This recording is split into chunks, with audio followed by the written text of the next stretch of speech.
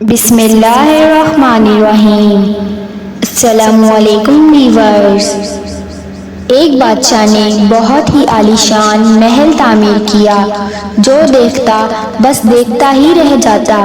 محل نہیں تھا، جنت کا ٹکڑا تھا، جو بھی آتا دیکھتا ہی رہ جاتا۔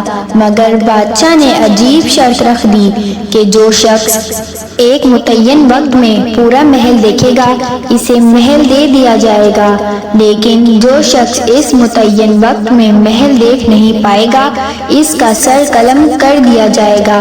بہت سارے نوجوان منع کرنے کے باوجود جان گنوا بیٹھے۔ جو بھی جاتا پورا کیا آدھا محل بھی نہیں دیکھ پاتا کہ وقت پورا ہو جاتا اور جان سے ہاتھ دھو بیٹھتے۔ اس بات کی چرچا دور تک پہنچ گئی۔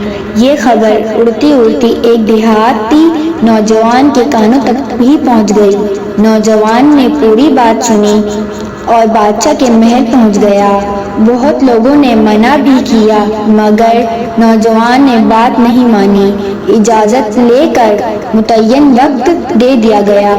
اس نوجوان کو محل میں پہنچا دیا گیا اور اس نے ایک سرے سے لے کر دوسرے سرے تک دیواریں، کمرے، قالین، صوفے، تالاب، باغ، ایک ایک چیز دیکھ لی اور وقت ختم ہونے سے پہلے بادشاہ کے روبرو پیش کر دیا گیا۔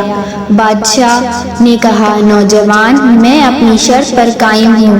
محل اب تیرا ہے مگر ایک بات سمجھ نہیں آئی، وقت ختم ہونے سے پہلے طے شدہ وقت میں اتنا خوبصورت محل جس کی دیواریں، باغات، تالاب، کمرے وغیرہ اتنے خوبصورت ہیں کہ تم سے پہلے جو گیا کوئی باغ میں پہنچ کر باغ کی خوبصورتی میں کھو گیا، کوئی دیواروں کے نقش و نگار میں کھو گیا، وقت ختم کر دیا اور جان گنوا بیٹھے۔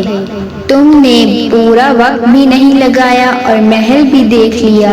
نوجوان نے بادشاہ کی بات سن کر کہا، بادشاہ سلامت، مجھ سے پہلے جتنے لوگ بھی محل دیکھنے آئے سب کے سب پہلے درجے کے بیوقوف تھے جو محل کی خوبصورتی میں کھو گئے اور جانیں گنوا بیٹھے۔